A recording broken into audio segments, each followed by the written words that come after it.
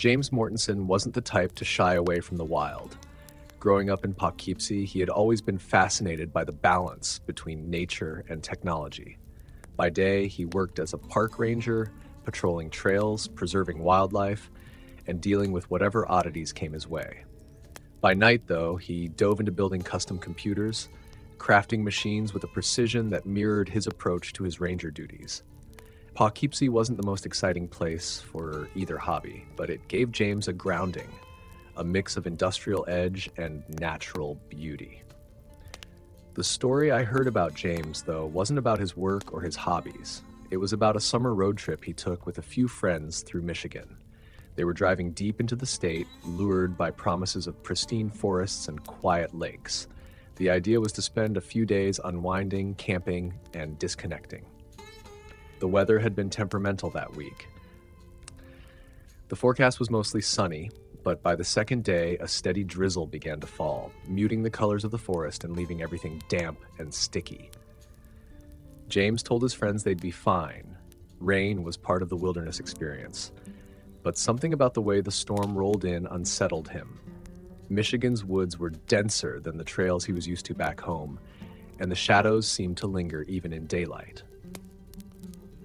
The group set up camp near a clearing by a narrow, winding creek. The rain had let up enough to get a fire going, and they spent the evening sharing stories, drinking cheap beer, and grilling whatever they'd brought in their cooler. The fire popped and hissed as the rain picked up again. James sat back, watching the flames flicker, thinking about a YouTube video he'd seen a few weeks earlier. It was one of those top 10 cryptid sightings videos, filled with shaky camera footage and dramatic narrations. One entry in particular had caught his attention, a supposed werewolf sighting in rural Michigan.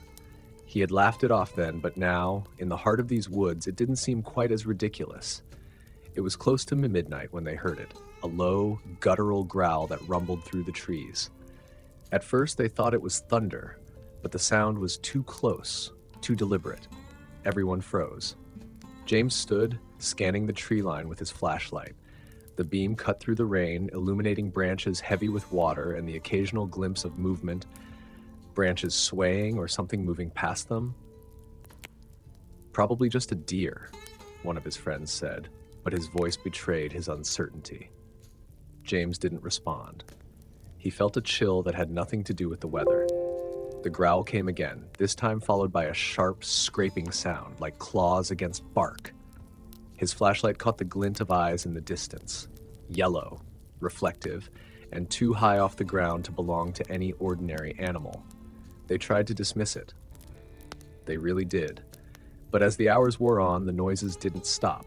The growls turned into low, guttural noises that seemed almost like speech. Branches snapped in the distance, and once something large moved just beyond the firelight. James grabbed a heavy branch from the fire, holding it like a weapon. His friends did the same, arming themselves with knives and whatever else they could find. The rain made it hard to hear anything clearly, but the creature, or whatever it was, seemed to be circling them, testing their defenses. The campfire hissed and spat in the downpour, casting dancing shadows that made it impossible to tell what was real. James thought about the stories he'd heard in ranger circles, tales of strange sightings, mutilated animals, things best left unspoken. Then it happened. A blur of motion, a flash of teeth, and a scream. The creature lunged from the shadows, its form barely visible in the rain and firelight. It was massive, its fur matted and dark, its limbs unnaturally long. James barely had time to react before it snatched one of his friends, a tall guy named Greg, and dragged him into the woods. The others scrambled, shouting Greg's name, but it was no use. The sounds of the struggle faded quickly, leaving only the steady patter of rain and the crackle of the fire. They didn't wait to see if it would come back. Grabbing what they could carry, they doused the fire and fled into the woods, moving as silently as possible. James led the way, his ranger instincts kicking in.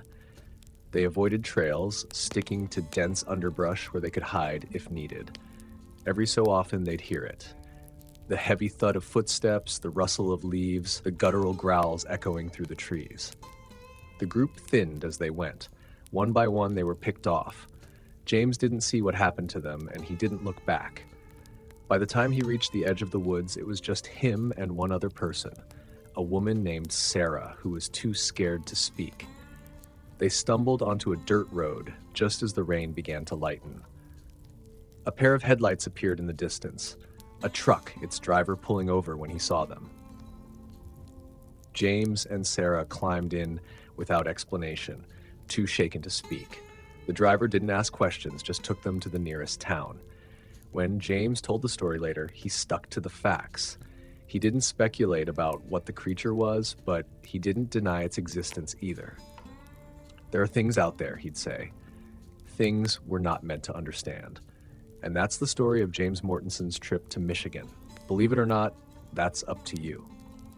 But if you ever find yourself in those woods, especially on a rainy summer night, remember, some stories are warnings.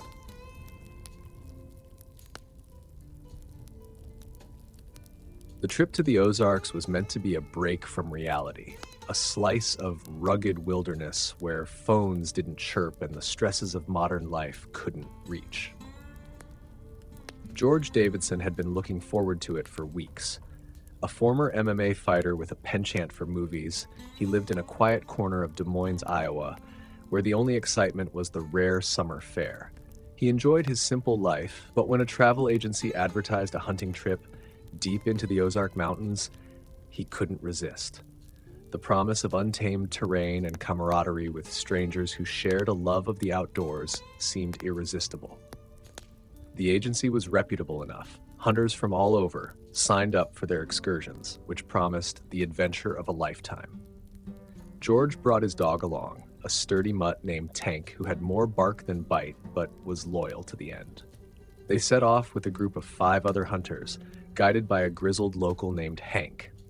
Hank looked the part of an old woodsman, all weathered leather and sun-scarred skin, his rifle as much an extension of him as his wiry beard.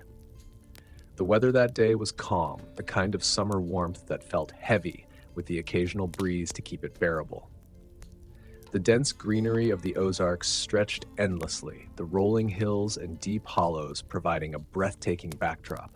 George couldn't shake a faint sense of unease as they trekked to their campsite. Maybe it was the quiet, even Tank seemed subdued. The campfire that evening was lively enough to dispel the tension. Hank told stories about local legends, from ghostly lights that danced in the valleys to unexplained disappearances. Just stories to keep kids from wandering too far, he said, but his tone carried something less certain. George, however, had heard rumors about the Ozarks, stories whispered among certain circles and online forums. Some spoke of creatures that could mimic voices, others of figures seen just at the edge of the woods.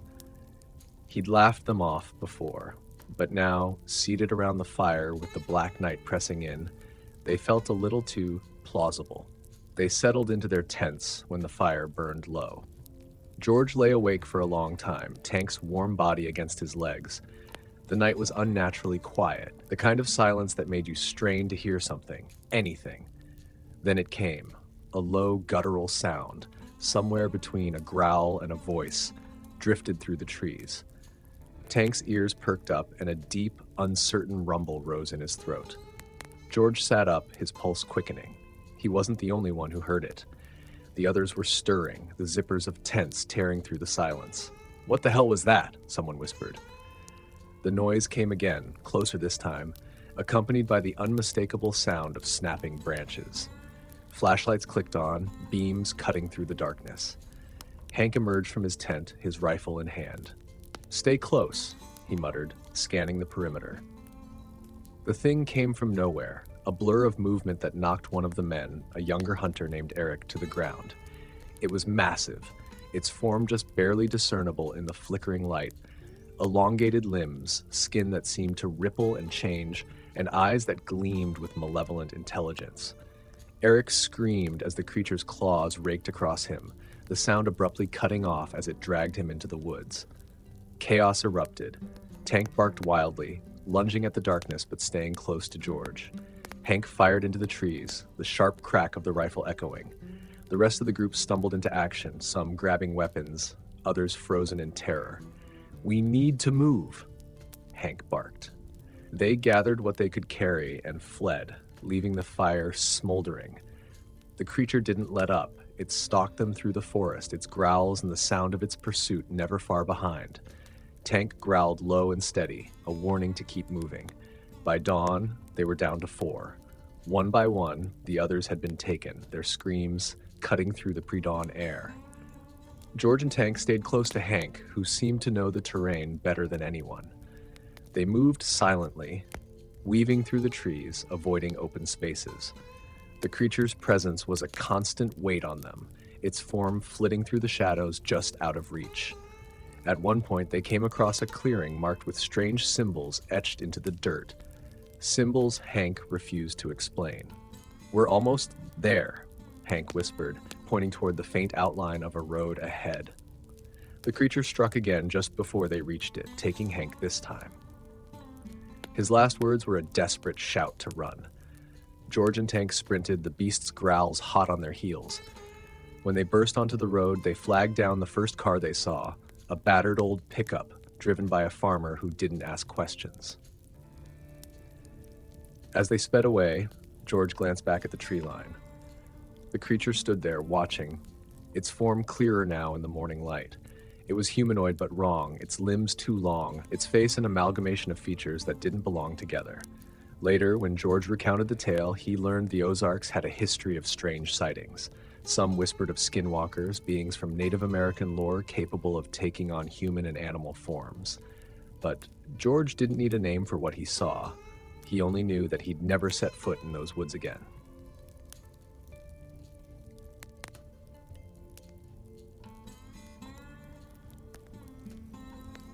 The snow was falling thick and steady as we reached the edge of the lake, the kind of cold that seemed to pin to your bones no matter how many layers you wore.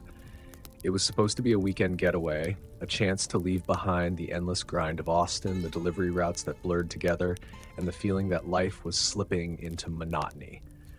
Fishing had always been my thing, a holdover from my childhood spent on the Gulf Coast. Even after moving inland, I'd kept the hobby alive, though nothing compared to the promise of ice fishing in Wyoming.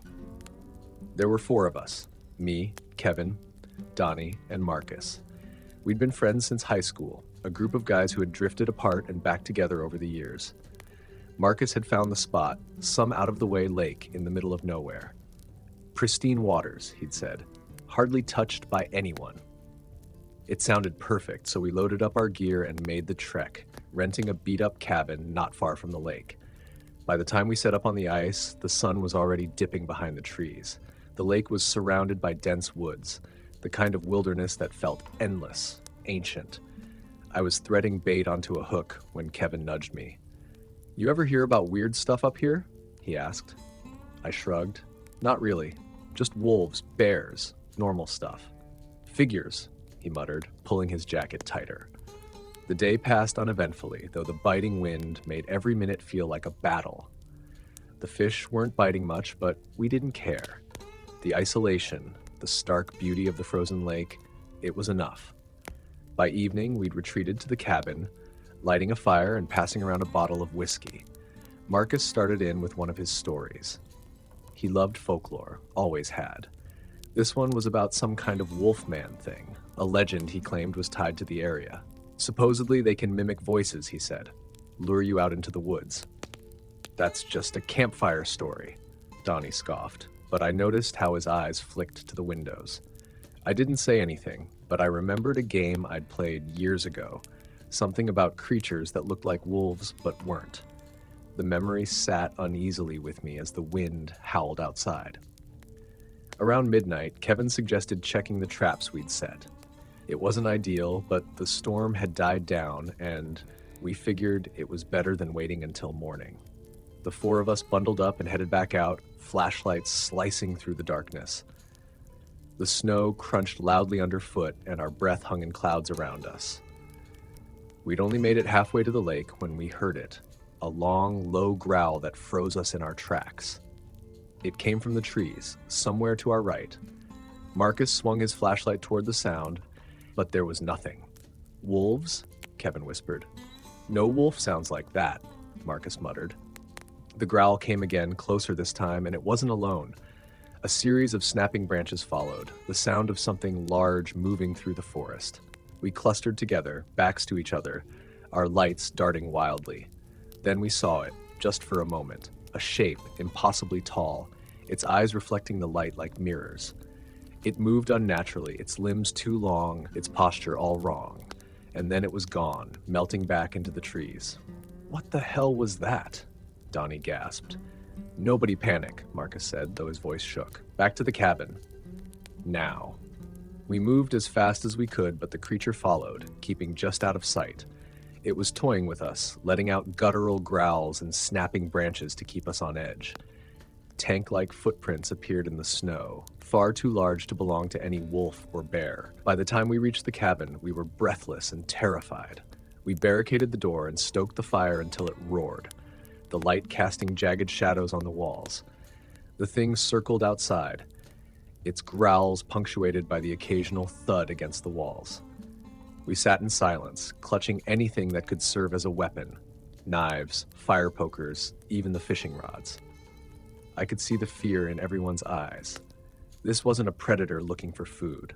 It was something else entirely. The hours dragged on, the creature's torment relentless. At one point, it mimicked Donnie's voice, calling from the woods in a perfect imitation. "Help me, please." The sound chilled me to my core. By dawn, we'd made a plan. We couldn't stay. The cabin wouldn't hold forever. We'd make a break for the car, sticking together no matter what. The run through the snow was a blur of chaos.